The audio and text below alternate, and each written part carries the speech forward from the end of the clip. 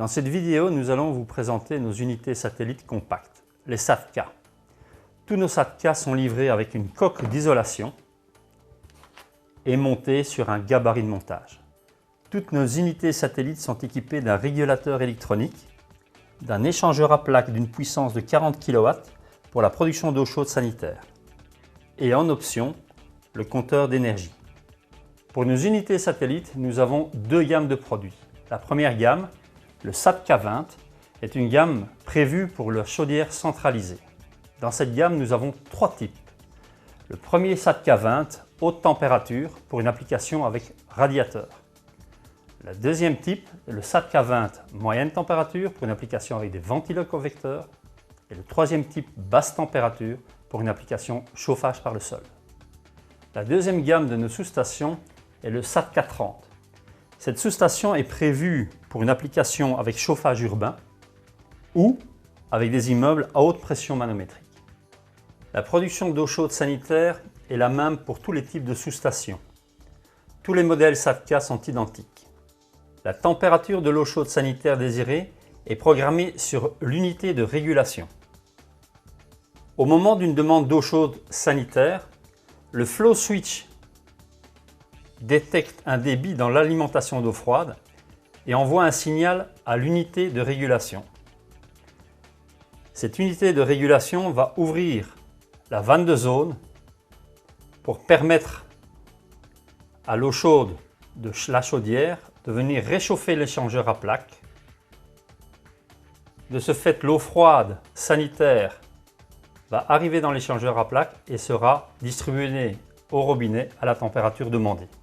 Après l'échangeur, on contrôle la température de l'eau par rapport à la température choisie dans l'unité de régulation.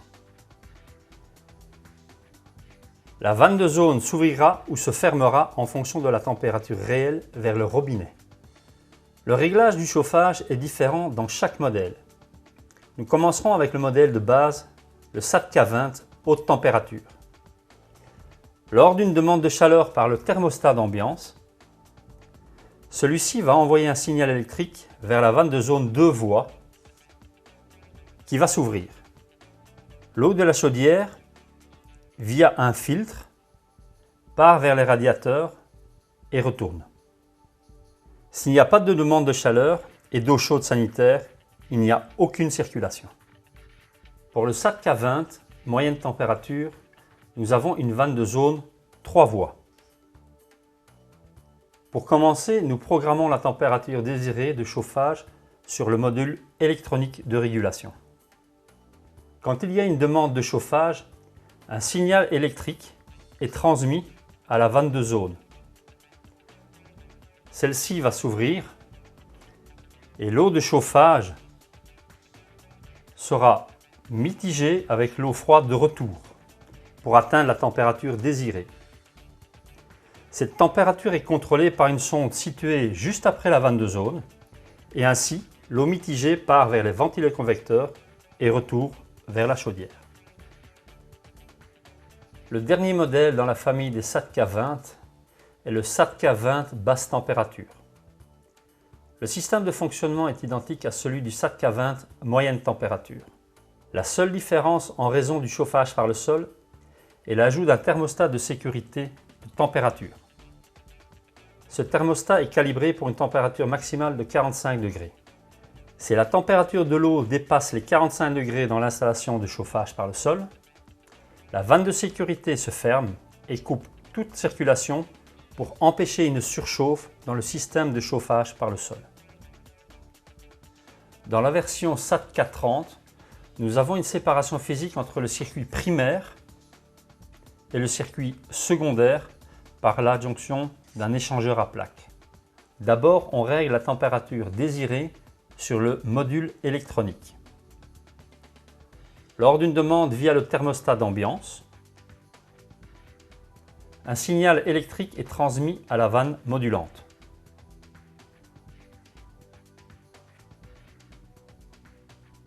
Une sonde de température après l'échangeur à plaques, située dans le circuit secondaire, contrôle la température que l'on a sélectionnée. En fonction de cela, la vanne modulante s'ouvre plus ou moins. En raison d'un circuit secondaire séparé, on ajoute un vase d'expansion, une soupape de sécurité, un disconnecteur type CAB agréé belgacois, monté dans un set de remplissage. Le SAT430 est livré de base pour un système basse température et pour cette raison, le thermostat de sécurité est réglé à une température de 45 degrés Celsius. Dans le module électronique, il y a la possibilité de changer deux switches pour travailler avec des radiateurs à haute température. Les raccordements hydrauliques sont identiques dans toute la famille SAT-K. Les raccordements hydrauliques côté chaudière ou côté chauffage urbain se situent au-dessus de la sous-station.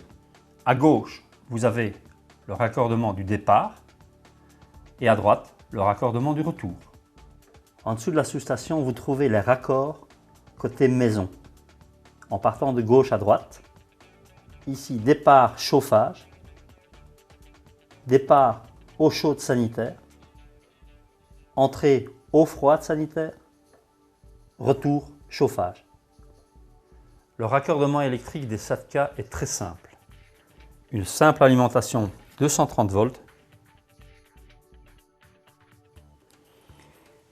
et vous avez le câble de raccordement du thermostat. Tous les thermostats à 2 fils ou à 3 fils peuvent être connectés sur nos sous-stations SAT-K. Toutes les autres connexions électriques sont réalisées dans nos usines. Dans le régulateur électronique, vous devez seulement mettre le switch numéro 5 sur la position ON. On active de cette manière la fonction de préchauffage de l'échangeur à plaques. De cette façon, la température au niveau de l'échangeur à plaques reste constante, ce qui permet d'obtenir de l'eau chaude sanitaire immédiatement au robinet. Pour régler la température de l'eau chaude sanitaire ainsi que la température de chauffage, vous devez replacer le couvercle et enlever le petit capuchon en caoutchouc. Le réglage situé en P1 va régler la température d'eau chaude sanitaire. Le réglage en P2 réglera la température de chauffage. Le réglage P2 ne peut pas être modifié dans le cas de la SAT-K 20, haute température.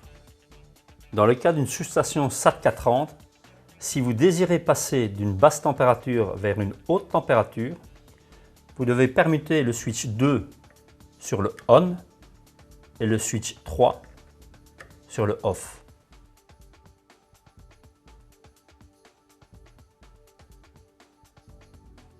Vous devez en plus supprimer les deux connexions du thermostat de sécurité et ponter ces deux raccords. Pour le raccordement électrique, veillez toujours à avoir une prise sécurisée contre les surtensions et éviter les courts-circuits. Si vous prenez l'option d'un compteur d'énergie monté dans la sous-station, n'oubliez pas de l'alimenter avec une tension de 24 volts.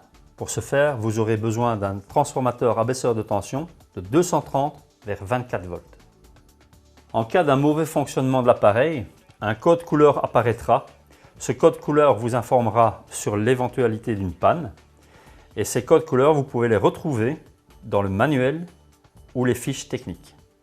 Dans la sous-station SAT-K30, comme nous avons une séparation physique entre le circuit primaire et le circuit secondaire, nous avons choisi d'installer et de monter un disconnecteur type CAB agréé belgacois entre le circuit d'eau potable et le circuit d'eau chaude chauffage.